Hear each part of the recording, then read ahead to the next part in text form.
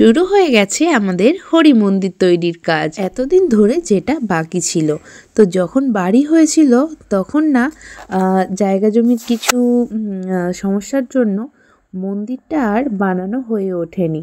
তো সেই জন্যই এখানে ছোট্ট মতন একটু ইট দিয়ে উঁচু করে সে টবেতে রাখা থাকতো তুলসী গাছ। তো এখন সব সমস্যা মিটে যাওয়ার পর এখন মন্দিরটা তৈরি করা চলছে। আর আমাদের বাড়ির যে সাইডটা ছিল না, সেই সাইডটাও পুরোটা ঢালাই করা হয়ে যাচ্ছে। তো এখন যেহেতু মন্দিরটা বসানো হবে, কিন্তু এখন প্রতিষ্ঠা করা যাবে না, যেহেতু এখনও আমাদের 1 বছর হয়নি মা মারা যাওয়ার। তো ওই কালা অসুচ যেটা বলে সেটা মিটে যাওয়ার পর মন্দিরটা প্রতিষ্ঠা হবে। তো এখন শুধু পুরোটা ঢালাই করে মন্দিরটা শুধু বসিয়ে রাখা হবে। আর যেই কাজগুলো আছে, যেমন মন্দিরের চারিদিকটা ঘিরে দেওয়া, মন্দিরের ওপরটাতে ছাউনি দেওয়া, এই সব কাজগুলো করে রাখা হবে। আর প্রতিষ্ঠা হবে 1 বছর হয়ে যাওয়ার পর। তো ঠিক করেছি অক্ষয় তৃতীয়ার দিনকেই মন্দির প্রতিষ্ঠা করার। তো দেখা যাক কি হয়। অক্ষয় তৃতীয়ার দিনটা যেহেতু খুবই শুভ দিন, আর সেই জন্যই ওই দিনটাতেই মন্দির প্রতিষ্ঠা করব বলে বেগমের পাপা আমি ভেবে রেখেছি। এবারে সবটাই ভগবানের ওপর, দেখা যাক কবে হয়।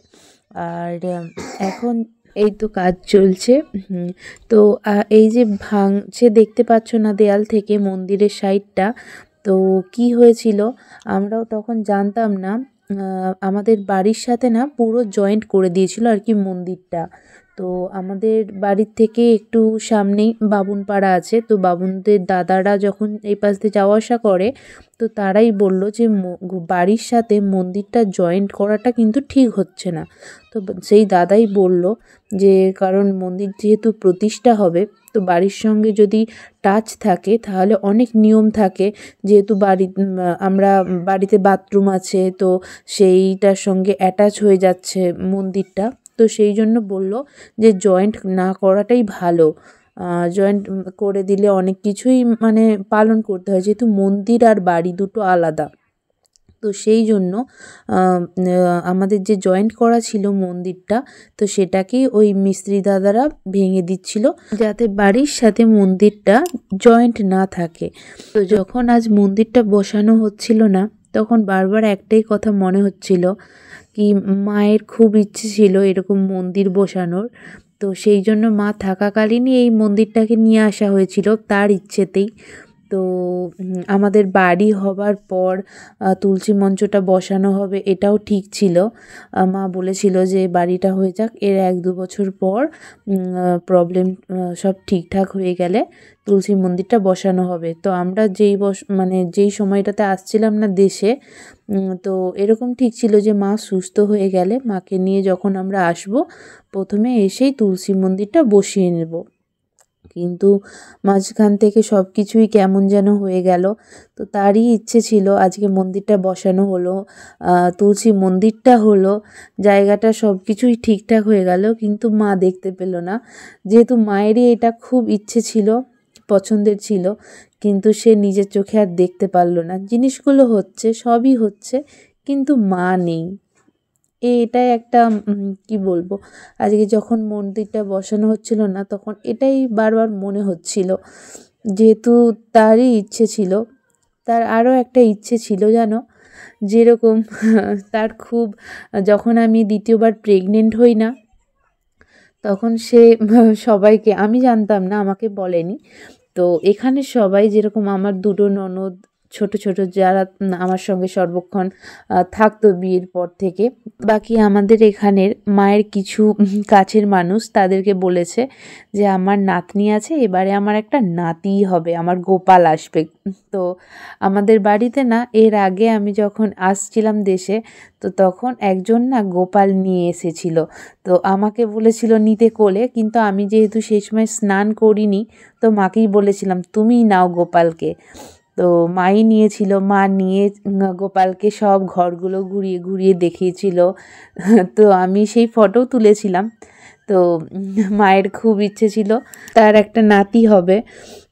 তো মায়ের কথাটা মানে মা যাদেরকে বলেছিল আমি এখানে আসার পর না, তারাই আমাকে বলেছে যে ও আরতি এরকম বলছিল কি এবারে ওর নাতি হবে। যখন শুনেছে যে নাতি হয়েছে মহা খুশি। আর এখানে না সবাইকে বলেছিল যে মানে আমি যখন প্রেগনেন্ট ছিলাম যে আমার যদি ছেলে হয় মানে তার যদি নাতি হয় যে বড় করে অষ্টম প্রহর করবে। তো তার এটাও ইচ্ছে ছিল, কিন্তু তার স্বপ্ন পূরণ হয়েছে, তার নাতি এসেছে, সে নাতিকে কোলে নিয়ে নাচিয়েওছে, সবই করেছে, কিন্তু তার আর নাতির অন্নপ্রাশনটা দেখা হলো না। আর অন্নপ্রাশনের সময়ই অষ্টম প্রহর করবে বলে সে ভেবেছিল, মনে খুব আশা ছিল, কিন্তু তার এই আশাটাও পূরণ হলো না। আর আমি বলেছিলাম পেখমের পাপাকে যে আর মায়ের এটা ইচ্ছে ছিল, তাহলে মানে কি করবে। তো ও বলল কি যেহেতু মা নেই তো মায়েরই ইচ্ছে ছিল বেশি, তারই আনন্দ করার কথা ছিল, যেহেতু সে নেই তো আমরা আনন্দ করব, সে থাকবে না তো দরকার নেই করার, আমি করব না।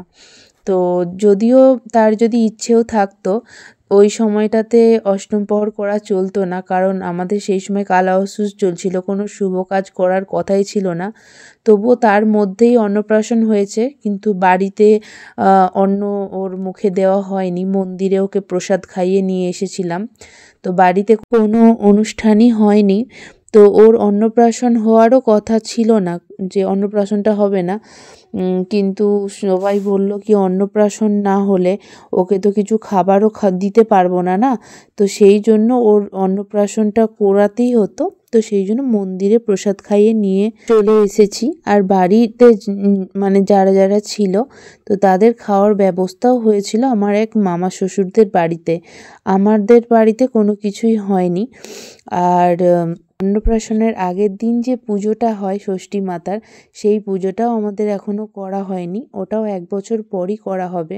আর এখন মন্দিরটা বসানো হয়ে গেছে, মন্দিরের ওপরে যাতে জল না পড়ে সেই জন্য ছাউনিও দেওয়া হয়ে গেছে, কিন্তু এখনও অনেক কাজই বাকি আছে। যেহেতু ছাউনিটা যে উপরে দিয়েছে ওর সাইড দিয়ে এখনও দেওয়া হবে, গোল মতন করে দেওয়া হবে, মন্দিরের সাইডে গ্রিল বসানো হবে। তো সেই কাজগুলো এখনও বাকি আছে।